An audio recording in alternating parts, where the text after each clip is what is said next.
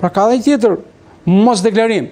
Se shkelje si pasojë dhe derivati ati vendimi. Pra janë edhe me tjera. Dhe edhe çfarë presin ata?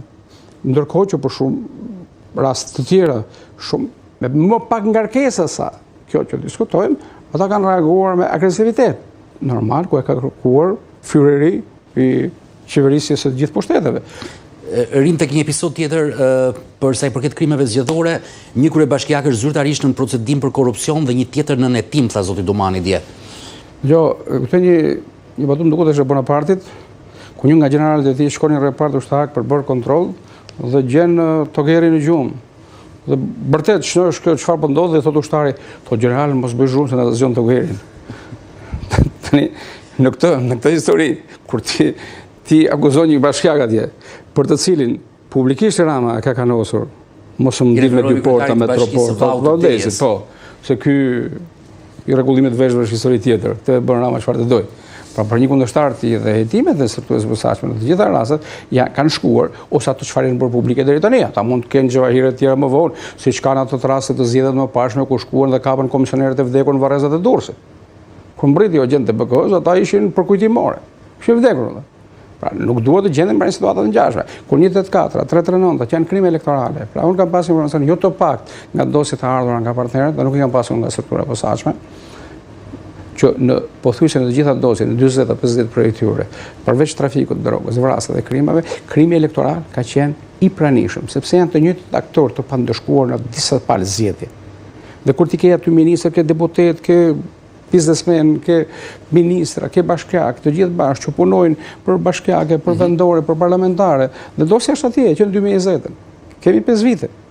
Kanë kaluar 3 parë zgjedhje dhe ata vazhdojnë, prodhojnë mandate dhe marrin shpërblime. Cilat janë shpërblimet e tyre? E keni parë, i dim të gjithë, investimet strategjike? Ata kanë marrë të gjithë, megjithëse janë grupe të krimit të organizuar, trafik në kokainë, shkojnë në Ekuador, vije këtu bëj kulloj. Kthehet nga Kolumbia, bëj tjetër. Kthehet nga Venezuela, bëj tjetër. Por çfarë kemi ne? Këta përfaqësues të Venezuelës në parlamentin tonë?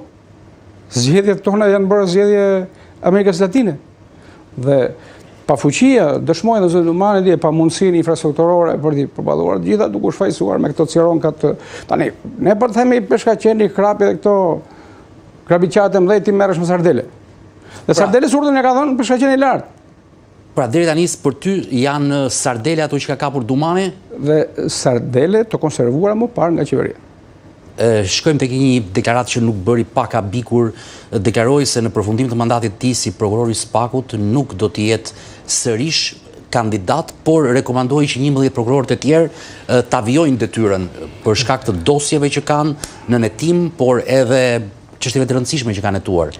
Që do të thotë një krye prokuror i Spakut dhe prokuror që nuk do të jetë për një mandat tjetër. Zot Domani ne dim deklaratën e zonës fonore të ngarkuarës me punë të ambasadës amerikane kur theksoi se mandati i tij ka përfunduar. Se kishte një thashë themdaj për të rikandiduar. Le të rikandidonte. Nuk është ky problemi. Problemi është gjithë sistemi. Ky është një prodhim më gjë i Sorosit. Çfarë letra i ka më të nxjerrë? Pritet 6 ekspertë që na vinë këtu morën nga i mirë on ditë, po çfarë? Si një askush ata. Me burra, me gra, me kalamaj, me gjithë ekipi familjar, me dashnore, me sot, edhe i jep një kompani e kanalesh Vetingun, rivlerësimin, kompani kanalizimesh austriake, në të cilën Sebastian Kurz, pra dha i larguar për çështje korrupsioni, ish kryeministri austriak, 40% aksione. Ka marrë tender edhe në Shqipëri për kanalizime. Edhe kanale, edhe puseta, edhe hidraulik, edhe jurist. Nuk shkon kjo mesele. Dhe kjo nuk është nga PD-nia. Brenda sistemit të këtyre, ku janë sot?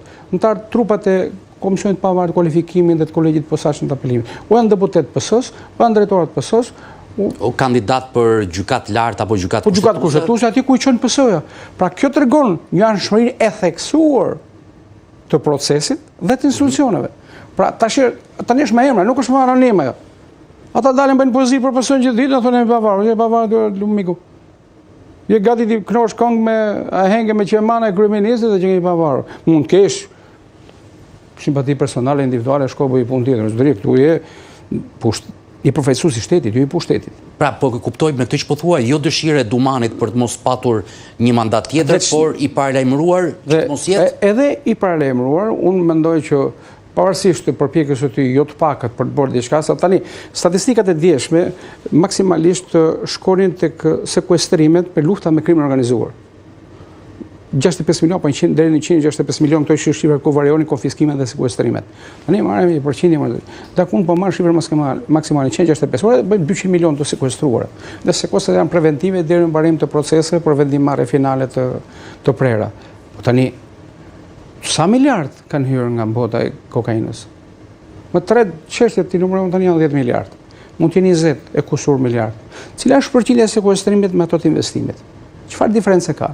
Se në erdhëm ministrat belë dhe kërkonin dhe ndarjen e pasurisë investuar nga trafiku, për aktiviteti shkruar në vendet e tyre. Por kanë frikë ta ministra. Kanë frikë qeveria se përqindja e tyre, po merr lekët e tyre. Dhe mirë do ishte kjo të kishte edhe rrugë të dytë kthimi që edhe investimet e këtyre zyrtarëve tanë jashtë konfiskohet nga vjenese, mushet buxheti për 2 javë, më shumë mirë se më reshet. Për fund, a ka ndonjë arritje Dumani në 3 vitet në krye të SPAK-ut? Ka. Shpejt. Besoj se ka një qasje më pozitive se para Arsi. Krahasuar me Krajën. Por unë personalisht do të thoja që ajo është një detyrë e vështirë. 20 prokurorë janë aty. Edhe presioni ka qenë i madh, edhe i krimit organizuar, edhe i pushtetit, të gjitha llojet e pushteteve, edhe mediatik, ekonomik, kriminal, mafioz, por ka diçka. Nëse do të bësh diferencën në atë institucion, se ajo është gjykat, ajo është prokurori lufte. Prokurori speciale është prokurori lufte. Gjykat lufte, nuk e ka askush tjetër, veç ne në Kosovë kemi këto speciale dhe lufte. E krijuar si instrument për t'ia dhënë në dorë Ramës dhe për bërë diferencën si ndarë nga Rama, ky institucion, qoftë Kraja më herët, Dumani sot apo dikush tjetër nesër, se dhe aty ka lobingje për të rritur një status quo dhe brenda strukturës, do të kishte shkuar pikërisht të paktën 5 ministra që i kemi të paktën thash. 5 ministra që i kemi dosje për 3-4 vitesh dhe presin me si lapsin ngritur dhe te kryeministri. Unë nuk thash që do kishte arrestuar, por nëse do kishte shkuar, do kishte sqaruar pozicionin e tyre, raportin me elementet vetë-penale për cilin janë akuzuar shumë herë, dhe tani është në fazën finale, do doja ta kishte qenë Dumani edhe një vit, sepse narkodosja për Edi Ramën ka morritur në Tiranë nga Shtetet e Bashkuara. Këtu doja të shifja. Nuk besoj që do jetë Dumani atje apo jo? Mund të jetë prokuror çështje, s'ka problem. Prokuror çështje. Aty ta shohim sjelljen. Kush është pasuesi i Dumanit në krye të SPAK-ut? Janë 4 kandidatët prokurorët që kanë bërë kërkesë për patur mandat të vjeçar. Mos tjetë ja ti përmendim Adnan Xholi, Doloreza Musabelliu, Klodian Brau dhe Elvin Gogaj. Uroj mos tjetë zgjedhja e Ramës nëpërmjet Yuri Kim si herën e shkuar. Po Yuri Kim s'ka më pesh sot. Jo, ishte Ramës, ishte Yuri Kim. Ajo çoi porosin, po çaj Yuri Kim tani. Jo, sot s'është më Yuri Kim. Rama në tavolinë, ne dim shumë mirë. Rama në tavolinë e Sorës ishte më i fortë se Yuri Kim.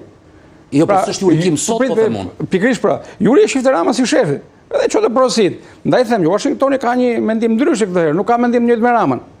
Dhe unë them që ai prokuror që do të zgjidhet, por do të përcjellë një frymë ndryshe, jo të thjesht të një individi që do të jetë drejtues strukture për çështje, le të themi, burokratike dhe administrimi, por një frymë tjetër që vjen nga Washingtoni. Dhe kryefjala edhe takimeve të shumta, por e rendis me 20 sekonda. 26-28 gusht Dumani në Amerikë e thirrur nga byroja narkotike në konferencë. 29 gusht von Orm shkoi në kryeministri 20 minuta dhe la një porosi aty që i turfulloi Rama pas asaj. Me 2 dhe 3 shtator sërish Dumani në departamentin e shtetit për kartelet e drogës, Kjo ka qenë kryefjala. Pra që është prioriteti administratës amerikane. Kartelet e drogës, kartelet terroriste janë unifikuar. Me 78 pra me 1 apo 2 shtator dhe 7 shtator, takime me prokurorin e Malit Zi dhe të Serbisë, sepse është krimi rajonal.